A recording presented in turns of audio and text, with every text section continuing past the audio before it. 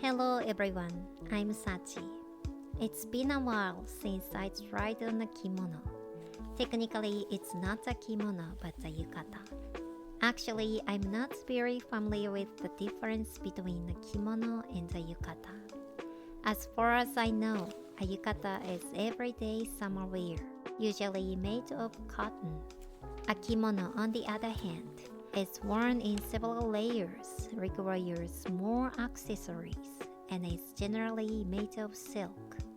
There are different types of kimono for various occasions, ranging from everyday wear to formal attire. I think it looks something like this. It may not be the season for yukata, but it's still hot. Kimonos are interesting because they can be styled in unique ways. I don't go out much, but every time I wear one, I pair it with different accessories and enjoy it on my own. Since I started practicing wearing kimono, I've tried to wear one every day, but it's been so hot since May that I couldn't even bring myself to wear yukata. I guess if you don't wear it regularly, you won't get the hang of it. An influencer once said that when you wear kimono with care, it feels like you're putting your heart in order. While my way of wearing kimono may be far from elegant, the sentiment she shared makes sense. I don't think it's necessary to wear it perfectly because I just want to enjoy it as everyday wear like regular clothes. But when I put it on, I naturally straighten my posture and it helps me focus more. I realized that wearing a kimono might have a kind of meditative effect. When you first start learning to wear kimono, it may be difficult to relax and you might not do it well. But once you get the hang of it, you can be surprisingly calm while dressing. When I meditate, I try to consciously clear my mind, but it's difficult. However, when I wear kimono, it happens naturally. I've only been wearing kimono for less than a year, so I might sound like I know everything. Still, I feel there's a connection between Japanese traditions and calming the mind. Just putting on a kimono makes me feel as if my thoughts disappear and I can present my true self.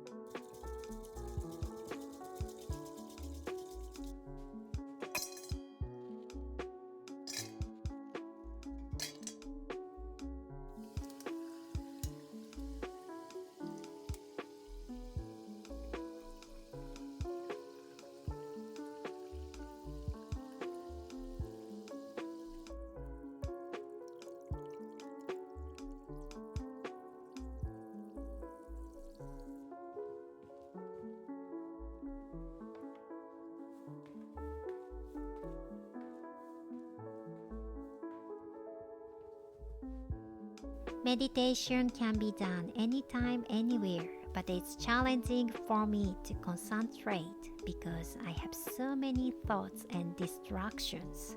Breathing fresh air outside might be more effective than staying indoors. Recently, I started journaling. I heard it's also called writing meditation, where you write down your thoughts as they come. By clarifying the vague ideas in your mind through writing, you can discover new aspects of yourself that are hard to notice in daily life. If you keep journaling, you'll develop the ability to organize your thoughts, notice new things, and look at situations objectively.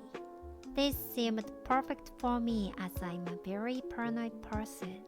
I constantly have things running through my mind, and sometimes my emotions follow. At times, I feel exhausted by the instant emotions of joy, anger, sadness, and pleasure. A quote from the main character in a manga has stuck with me. You can't live with yourself if you're anxious about something that hasn't happened yet. She's right. Whenever I get paranoid, I start worrying about the future on my own. But at least right now, it's not happening in reality. When you're stuck in a fantasy, you can't see what's important in front of you. The same goes for the past, which I occasionally relive. When a bad memory suddenly comes back, I feel anger, regret, and difficulty dealing with it. Conversely, good memories can make me feel nostalgic, longing for these days. But in the end, the past is the past. No matter what emotions arise, it's already over. We are living in the present. I try to write down in a notebook my feelings of impatience and an anxiety about the future I've imagined, as well as thoughts I keep returning to. The anxious feelings I'm holding, the things I couldn't say at the time, thoughts I couldn't express, feelings of regret, sadness, joy, excitement, and gratitude.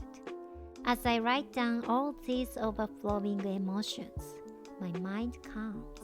Once I've cleared my head a bit, I'll listen to meditation music and just zone out.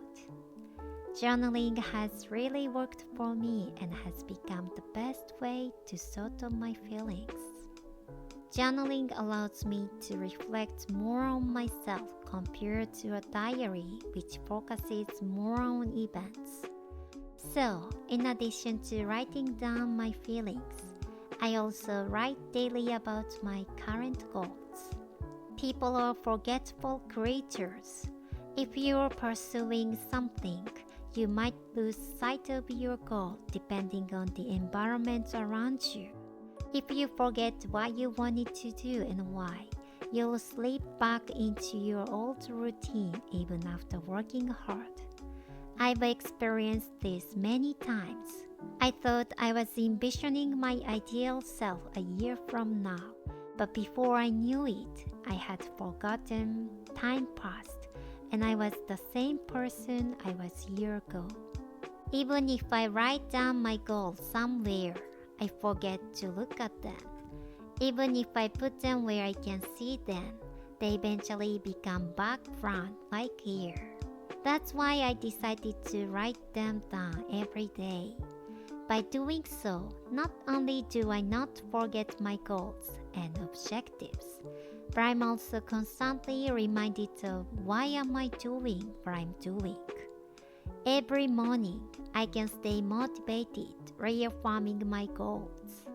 Maybe it's a silly practice, but if it helps me turn my ideal into reality, I think it's worth trying. How do you face yourself, manage your emotions, and keep your goals in sight? Please share with me. If you are struggling to stay motivated, I recommend writing down your ideal future every day.